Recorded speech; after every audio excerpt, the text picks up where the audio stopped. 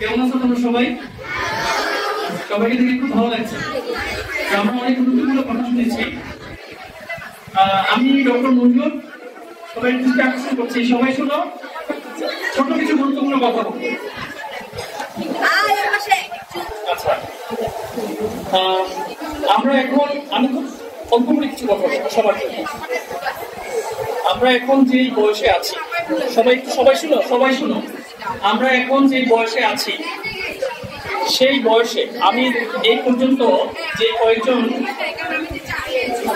আমরা যে কয়েকজন রোগী দেখেছি, ঠিক আছে, তাদের মধ্যে যে সমস্যাগুলো পেয়েছি, সবার প্রথম সমস্যা হচ্ছে সকালে নাস্তা করে আসে নাই অনেকে। যে কথাগুলো আমাদের ম্যাডামরা বলেছেন, মাত্র বলেছেন। আচ্ছা, আরেকটা সমস্যা, যে সমস্যাগুলো দেখেছি সেটা হচ্ছে যে খাবার খাওয়ার পরে আমরা দাঁত ব্রাশ করি না।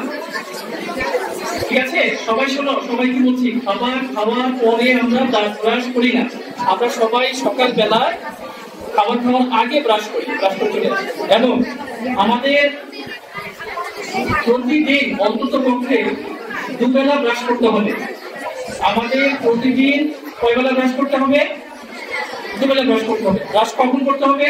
রাতে খাবার পরে। রাতে খাবার পরে। যেটার অর্থ হচ্ছে আমরা যখন ঘুমাতে যাব, ঘুমাতে যাওয়ার আগে আমাদের ব্রাশ করতে হবে। ঠিক আছে, মনে থাকবে? আচ্ছা, আমরা যখন রাতে ব্রাশ করবো, ব্রাশ গুলো আমাদের প্রপার ওয়েতে ব্রাশ করতে হবে, সঠিকভাবে ব্রাশ করতে হবে। বাবু কথা শোনায়, কথা শুনো, কথা শুনতে হবে তো। এইভাবে সবাই কথা বলতে হবে না, হবে? আমার কথা শুনেছ, কয়বার ব্রাশ করতে হবে বলো তো, তুমি বলো কয়বার ব্রাশ করতে হবে? আচ্ছা, এই কথা শুনতে চাও না, সামনের বেঞ্চ, ফার্স্ট বেঞ্চে বসেছ, তুমি কথা শুনতেছ না, তাহলে শেষ বেঞ্চ কেন কথা শুনবে? ঠিক আছে, তোমার কোনো কোয়েশ্চেন থাকলে আমাকে বলতে পারো, কোনো অসুবিধা হলে আমাকে বলতে পারো। ঠিক আছে, কিন্তু কথা শুনতে হবে। টিচাররা যখন কথা বলবেন, ডক্টররা যখন কথা বলবেন, যখন তোমরা শ্রোতা, তখন শুনতে হবে। এই শোনার মন মানসিকতা তৈরি করতে হবে, তাই না? দেখেন তো, এখানে অনেক বড় সিনিয়র আপুরা আছেন, ডক্টররা আছেন এখানে। তাহলে আমরা সবাই যদি কথা বলি এভাবে, তাহলে তো হবে না। উপর থেকে নিচে, উপরের মাড়ি উপর থেকে নিচে, নিচের মাড়ি নিচ থেকে উপরে ব্রাশ করতে হবে। মুখের ভিতরে ব্রাশ করতে হবে। দুজনকে আমরা দেখেছি জিহ্বার মধ্যে সাদা দুধের স্বরের মতো করে আছে। জিহ্বার মধ্যে জিহ্বা ব্রাশ করতে হবে। ঠিক আছে, জিহ্বা ব্রাশ করতে হবে। মুখে দুর্গন্ধ থাকা যাবে না। মুখে যতক্ষণ দুর্গন্ধ থাকবে ততক্ষণ পর্যন্ত কিন্তু আমার কাছে খারাপ লাগবে। আর মাঝে মধ্যে এই যে আরেকজন বাম হাত দিয়ে বাম হাত কামড়াচ্ছে, নখ কামড়াচ্ছে। This is very bad, habit. আমাদেরকে কি করতে হবে? এই ব্যাড হ্যাবিট গুলো কি করতে হবে? পালন করতে হবে, তাই না? কি করতে হবে? আচ্ছা, ঠিক আছে। আচ্ছা, যেটা সবচেয়ে গুরুত্বপূর্ণ আমাদের কাছে, আমরা এতক্ষণ পর্যন্ত যে কয়জন রোগী দেখেছি, তাদের প্রত্যেকেরই, একজন বাদে তাদের প্রত্যেকেরই দাঁতে পোকা। সবাই এসে বলেছেন দাঁতে পোকা, তারা বলেছেন দাঁতে পোকা। এখন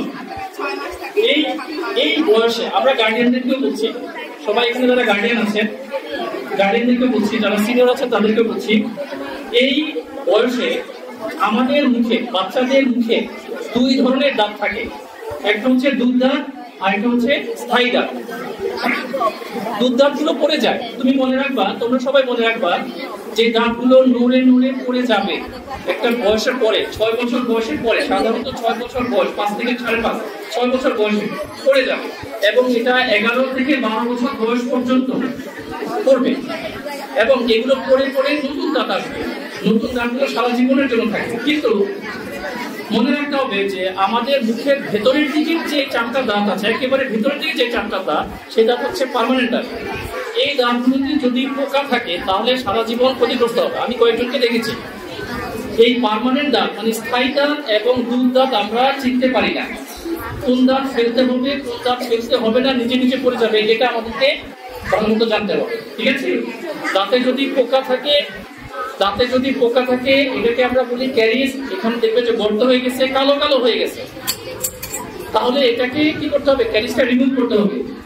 ক্যারিসটা রিমুভ করতে হবে, ক্যারিসগুলো বা গর্তগুলো ফিলিং করে ফেলতে হবে। আমি একজন পেশেন্টকে দেখেছি তার ব্যথার কারণে, আঘাতপ্রাপ্ত হওয়ার কারণে সামনের দিকের উপরের দিকের দুটো দাঁত অনেক আগে পড়ে গিয়েছে, কিন্তু এখন আসতেছে না, দাঁতগুলো আসতেছে না। এটা খেয়াল রাখতে হবে, জিনিসগুলো খেয়াল রাখতে হবে। আমাদের যে দাঁতগুলো সময়ের আগে পড়ে যায়, আমাদের যে দাঁতগুলো, তুমি শোনো, আমাদের যে দাঁতগুলো সময়ের আগে পড়ে যায় সেই দাঁতগুলো আসতে দেরি হয়, পার্মানেন্ট দাঁতগুলো আসতে দেরি হয়, এবং যখন প্রয়োজন তখন দাঁতগুলো ফেলতে হবে। প্রয়োজন ছাড়া দাঁতগুলো ফেললে, দাঁত যদি ফাঁকা থাকে, ওই জায়গা যদি ফাঁকা থাকে, অন্য দাঁতগুলো আঁকা বাঁকা হয়ে ওঠে, এবং যখন দাঁতগুলো নড়াচড়া করে, খুব বেশি পরিমাণে নড়াচড়া করে, তখন যদি আমরা দাঁতগুলো না ফেলি তাহলে ভেতর থেকে স্থায়ী দাঁতগুলো আঁকা বাঁকা হয়ে উঠে যায়।